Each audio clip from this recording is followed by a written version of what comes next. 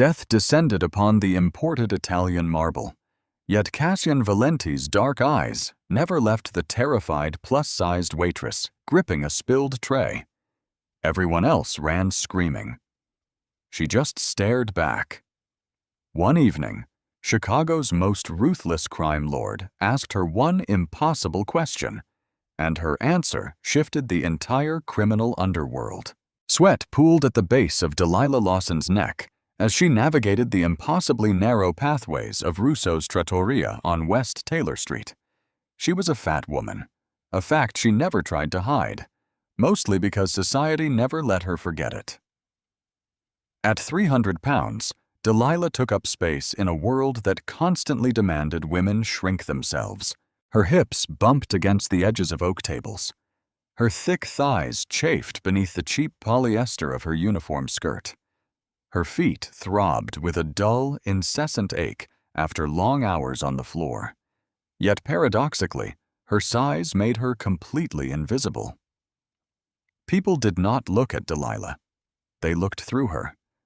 To the wealthy patrons of Chicago's most notorious Mafia-linked restaurant, she was part of the furniture, a sweating, breathing table piece that refilled their water glasses and cleared their empty plates. She was the butt of muttered jokes from the kitchen staff and the recipient of pitiful, condescending glances from the rich wives draped in mink coats. But being invisible had its advantages. When people assume you are stupid just because you are heavy, they say incredibly dangerous things right in front of you. Delilah knew exactly who was laundering money through the restaurant's accounts. She knew that Councilman Harlan was sleeping with his secretary, and she knew that the kitchen manager was skimming off the top of the truffle oil orders. More importantly, she knew exactly who Cassian Valenti was. Cassian was the heir to the Valenti crime syndicate. He was a man of lethal grace with dark, calculating eyes that missed absolutely nothing. Unlike the loud, boisterous mobsters who threw around hundreds to show off, Cassian was terrifyingly quiet. He always sat at table 9, his back to the wall, nursing a single glass of neat whiskey. This evening, the air in the trattoria felt different. Thick, heavy. Delilah carried a tray of veal parmigiana toward table 9, her breath hitching slightly as she approached. Cassian was not alone. Sitting across from him was Julian Moretti, a rival boss from the South Side, whose reputation for erratic violence preceded him. Julian was a rat-faced man, sweating profusely despite the chill outside. 2 massive bodyguards flanked Cassian, while Julian had brought 3 of his own. The tension was suffocating. "You're making a mistake, Cassian," Julian sneered, his voice a low, grating rasp. "The docks belong to me. My father built that territory." "Your father built a legacy," Cassian replied smoothly, his voice a rich baritone that commanded immediate silence. "You, Julian, built a liability. You are sloppy. Sloppy men attract feds, and feds are bad for business." Delilah stepped up to the table, her heart hammering against her ribs. "Your veal, gentlemen," she murmured, her voice soft but steady. Julian didn't even look up. "Get out of here, Shamu. Can't you see men are talking?" He spat, waving his hand dismissively. His knuckles brushed against her waist, and he pulled his hand back as if he had touched something vile. "Christ, Russo needs to hire girls who don't eat half the inventory." A hot flush of humiliation crept up Delilah's neck, a familiar burn she usually swallowed down. But before she could step back, she saw it. Cassian's phone buzzed on the table. For a fraction of a second, Cassian glanced down at the screen. In that infinitesimal window of distraction, Julian's hand hovered over Cassian's whiskey glass. Delilah's sharp eyes caught the subtle flick of Julian's thumb, unstopping a tiny glass vial hidden in his palm. A fine white powder dissolved instantly into the amber liquid. It was seamless. If she hadn't been standing directly above them, staring down to avoid eye contact, she never would have noticed. Cassian looked back up, entirely unaware. "We are done negotiating, Julian. You hand over the shipping logs, or we escalate." Delilah stood frozen. The ambient noise of clinking silverware and murmuring patrons faded into white noise. Her brain worked in overdrive. If she screamed, Julian's men would draw their weapons. If she said nothing, Cassian Valenti would drink cyanide, or whatever toxic cocktail Julian had just dropped into his glass, and die right in the middle of her section. The resulting gang war would tear Chicago apart, and she would undoubtedly catch a stray bullet in the chaos. She needed to act, not as a hero, but out of pure pragmatic survival. Delilah shifted her weight. She feigned a stumble, letting her thick hip crash heavily into the corner of the heavy oak table. The impact rattled the wood. "Oh my goodness, I am so clumsy!" Delilah gasped loudly, her hands flailing. She reached out to catch herself, and in a deliberate sweeping motion, her heavy palm knocked directly into Julian's glass of red wine, sending it shattering across his lap. "You stupid fat cow!" Julian roared, shooting up from his chair. The dark wine stained his $1,000 silk trousers, dripping down onto the marble floor. His bodyguards instantly reached inside their jackets. "I am so sorry. Let me clean that. Let me get you fresh drinks," Delilah babbled, playing the part of the panicking, incompetent waitress perfectly. Without waiting for permission, she snatched Cassian's poisoned whiskey glass and Julian's empty water goblet, sweeping them onto her tray alongside the broken shards. "Get away from me!" Julian bellowed, swatting at her. Cassian raised a single hand, stopping his own men from drawing their guns. His dark eyes flicked to Delilah. He didn't look angry. He looked deeply, intensely curious. He had seen her stumble, but a man who observed everything knew the difference between a genuine accident and a calculated strike. Delilah scurried away toward the kitchen, her heart pounding a frantic rhythm against her ribs. She dumped the poisoned whiskey straight down the drain of the industrial sink, running the hot water tap over it for several seconds. She had just saved a Mafia boss, but the real danger, she realized with a sickening drop in her stomach, hadn't even started yet. A short while later, the restaurant had descended into an eerie quiet. Julian had stormed off to the restroom to attempt to salvage his ruined trousers, leaving Cassian alone at the table. Delilah took a deep breath, smoothing her apron over her stomach, and picked up a tray with a fresh, perfectly poured glass of whiskey. She walked back to table 9. Cassian was waiting. He hadn't touched his food. As Delilah set the fresh drink down, his large, scarred hand shot out, wrapping around her thick wrist. His grip was not painful, but it was absolute. An iron shackle. "You didn't trip, Delilah," Cassian said. It wasn't a question. He knew her name. That detail alone sent a shiver down her spine. "I saw your eyes before you hit the table. You were looking at my glass. Then you were looking at Julian." Delilah swallowed hard. She tried to pull her wrist back, but he held firm. "I don't know what you're talking about, Mr. Valenti. I'm just clumsy. My balance isn't great. Do not insult my intelligence, and I will not insult yours," Cassian murmured, leaning in slightly. The scent of expensive cologne and danger rolled off him. "Julian slipped something into my drink. You saw it. And instead of screaming, instead of running, you threw yourself into the table and took his abuse to get the glass away from me." Delilah stopped struggling. She looked down into his dark eyes, abandoning the facade of the frightened, dim-witted waitress. Her posture straightened, drawing her full height and width, commanding the space she occupied. "If I screamed, his men would have shot up the dining room," Delilah said, her voice dropping the high-pitched panic she usually used to placate angry customers. "My kitchen manager is hiding behind the bar crying. I have a busboy whose wife just had a baby. If a firefight breaks out, innocent people die. So I handled it quietly. Cassian studied her face. He looked at the soft curve of her jaw, the intelligence burning behind her tired eyes. For a moment, the bustling restaurant vanished, and it was just the two of them trapped in a dangerous orbit. Then Julian marched back out of the restroom, his face purple with rage. "This suit is ruined. Valenti, we're done here. You'll have my answer soon." He signaled to his men. "Wait, Julian," Cassian said smoothly, finally releasing Delilah's wrist. "Before you go, let me offer you a drink to apologize for my waitress's clumsy mistake." Cassian gestured to the fresh glass of whiskey Delilah had just placed on the table. "Drink with me to future negotiations." Julian scoffed. "I don't drink cheap swill." But the arrogant mobster wanted to show dominance.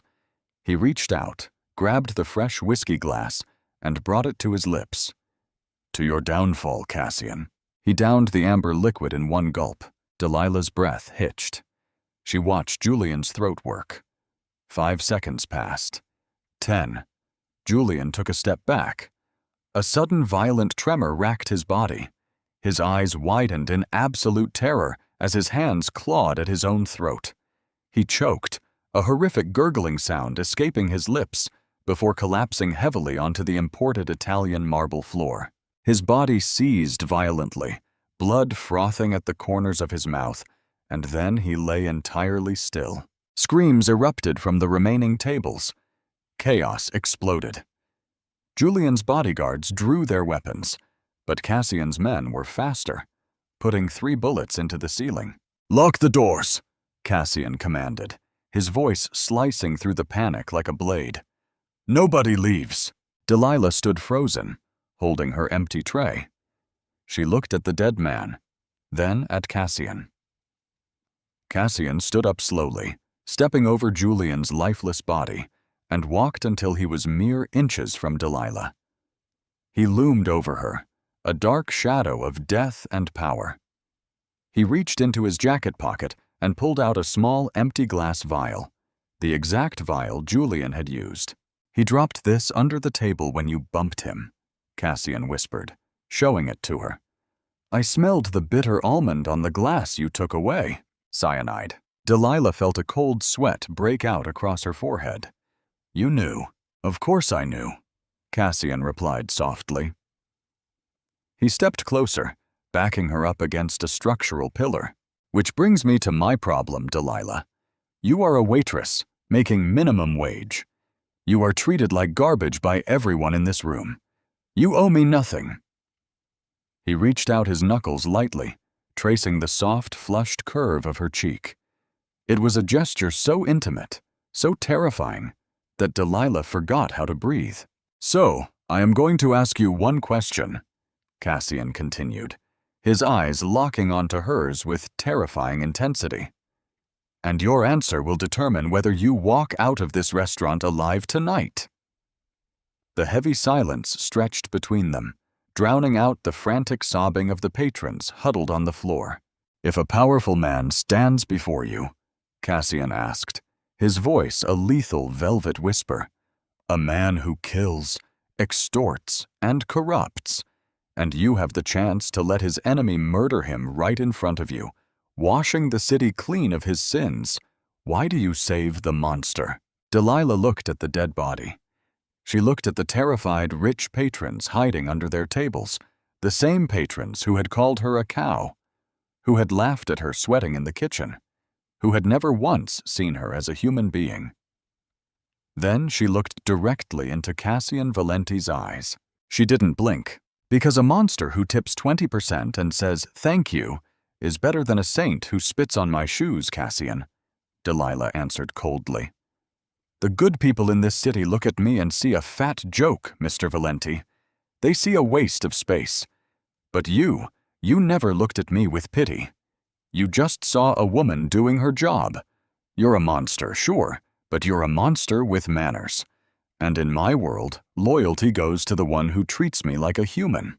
Cassian stared at her. The silence stretched so long that Delilah was sure she was going to die. She braced herself for the gunshot. Instead, A slow, dark smile spread across the Mafia boss's face. It was a terrifying, beautiful thing. "You don't belong in this diner, Delilah," Cassian whispered, stepping back and gesturing for his men to clear a path to the door. "Grab your coat." Snow crunched beneath Delilah's cheap, rubber-soled shoes as she followed Cassian Valenti out to the back door of Russo's trattoria. The freezing Chicago wind whipped through her thin polyester uniform, but she barely felt the cold. Adrenaline, thick and metallic, pumped through her veins. She had just watched a man die. Worse, she had allowed it to happen. And now she was stepping into the back of a bulletproof Cadillac Escalade with the city's most feared syndicate boss. Inside the SUV, the heavy doors clicked shut, plunging them into absolute soundproof silence.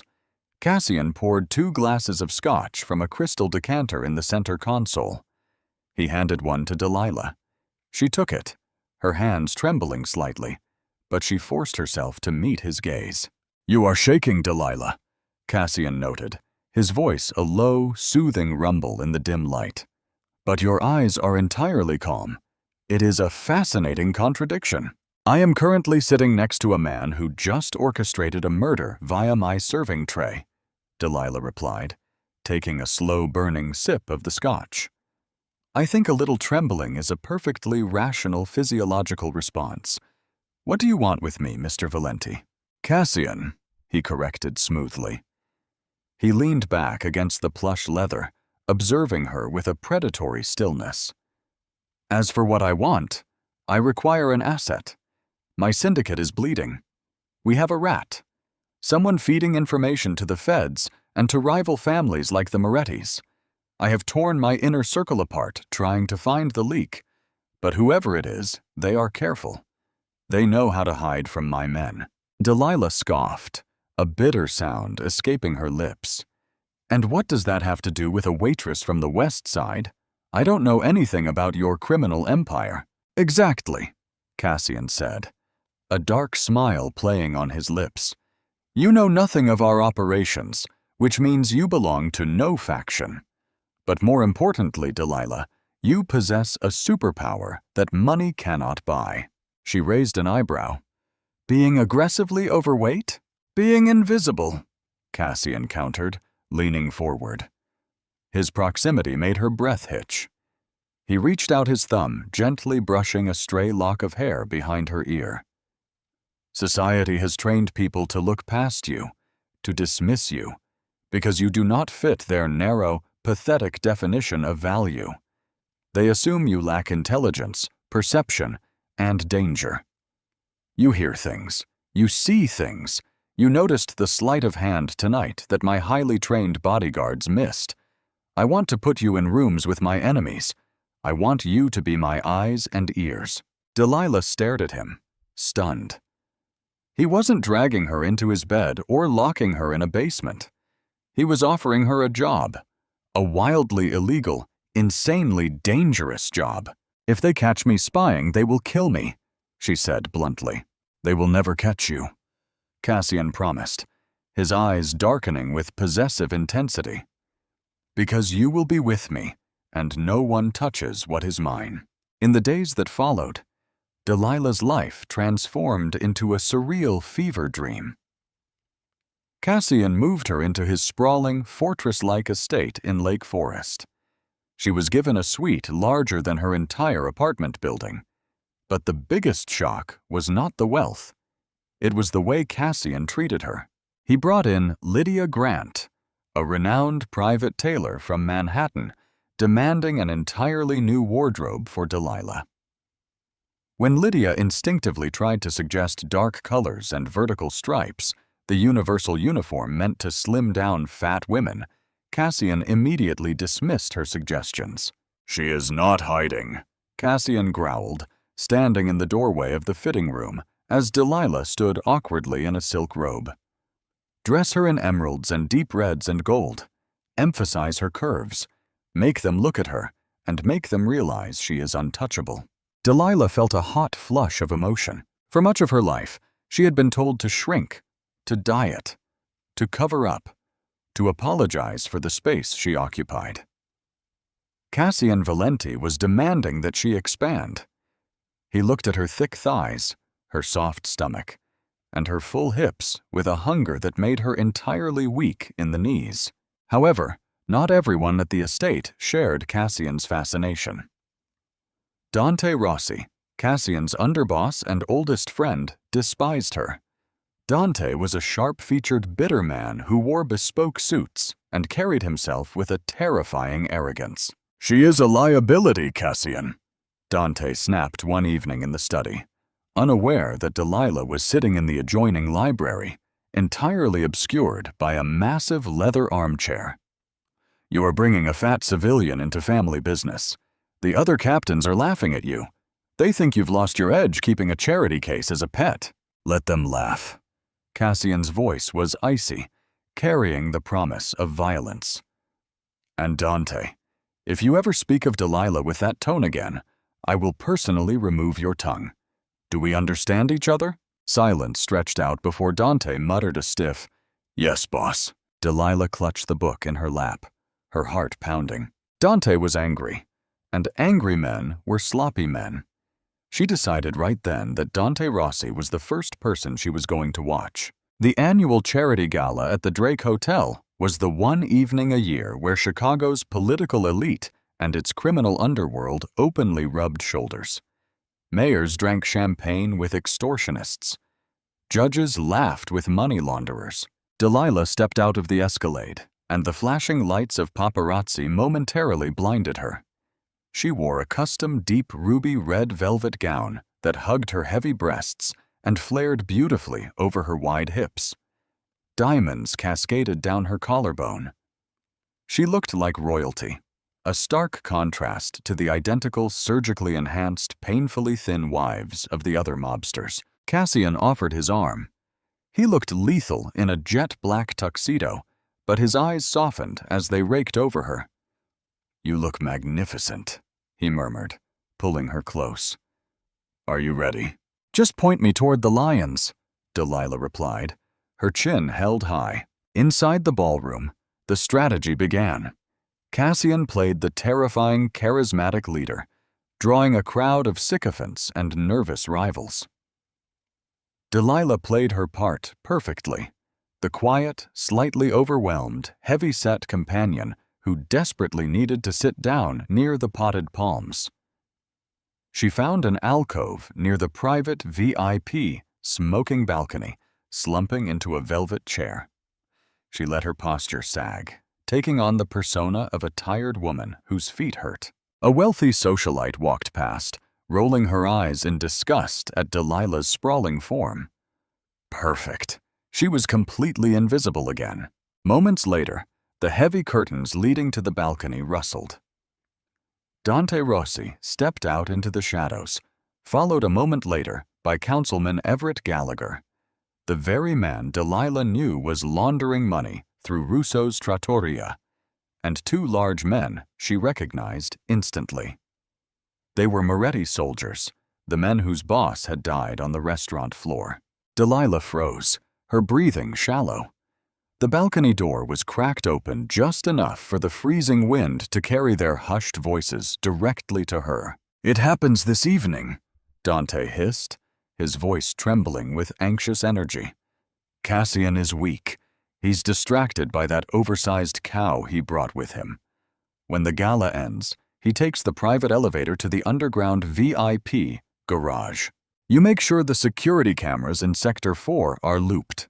"Done," the corrupt politician muttered. "But what about his personal detail?" "I've reassigned his main drivers," Dante replied.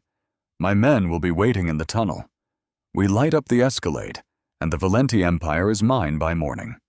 The Moretti family gets the South Side ports back, just as we agreed." Delilah felt the blood drain from her face. Dante was the rat. He had orchestrated Julian Moretti's poisoning, perhaps hoping Cassian would take the blame. But when Cassian turned the tables, Dante scrambled to arrange a direct hit. She didn't panic. She didn't scream. Delilah stood up, slowly smoothing the velvet over her hips. She slipped away from the alcove, moving through the crowded ballroom with a surprising fluid grace. She found Cassian holding court near the ice sculpture. Catching his eye, she gave him a very specific, slow nod. It was their prearranged signal. "I found the knife in the dark." Cassian immediately excused himself, stepping into a quiet hallway where Delilah was waiting. "Dante," she whispered, her voice steady but urgent. "He sold you out to the Moretti remnants and Councilman Everett Gallagher. They're ambushing you in the underground garage. He reassigned your drivers." Cassian's jaw locked. A terrifying, demonic rage flashed in his dark eyes, but it vanished instantly, replaced by a cold, calculating mask. He looked down at Delilah, and the anger gave way to absolute awe. His underboss, a man who had stood by him for many years, was a traitor. But the woman society had deemed worthless had just saved his empire and his life for the second time. "Stay here in the main lobby," Cassian commanded, softly cupping her face and pressing a fierce, bruising kiss to her forehead. "Do not move until I send my personal guard for you." Delilah watched him walk away, dialing a number on his phone. He wasn't calling for an escape. He was calling his executioners. Before long, the gala ended. The news rippled through the high society crowd in hushed, panicked whispers. There had been an incident in the VIP parking garage. A gas explosion, they said. 4 men dead. Councilman Everett Gallagher was reportedly missing. Delilah stood by the grand staircase, her heart hammering, until the massive glass doors opened and Cassian walked back in. His tuxedo was impeccable, though there was a faint smear of soot on his white cuff. The entire room seemed to hold its breath as Chicago's undisputed king walked straight past the millionaires and politicians, heading directly for the fat woman waiting by the stairs. He didn't just offer his arm this time. Cassian dropped to one knee right in the center of the Drake Hotel lobby. Gasps echoed off the marble walls. Cassian took Delilah's trembling hand, kissing her knuckles. "Every man in this city thought they could outsmart me," Cassian said, his voice carrying clearly into the deadly silence of the room. "But they made the fatal mistake of looking right past you. You are my eyes. You are my equal. You are my queen." He stood, pulling her flush against his chest right in front of the stunned elite of Chicago. Let them stare. Let them whisper. Delilah Lawson was no longer invisible. She was the most powerful woman in the underworld, and the monster beside her would burn the city to ashes before he let anyone make her feel small again. Are you blown away by Delilah's genius and Cassian's absolute loyalty? This is why you never underestimate someone based on their looks. If you loved this dark, satisfying mafia romance and want more intense stories where the underdog takes over the empire, smash that like button, share this video with your best friend, and subscribe to the channel right now. Drop a comment below. What would you have done at the gala?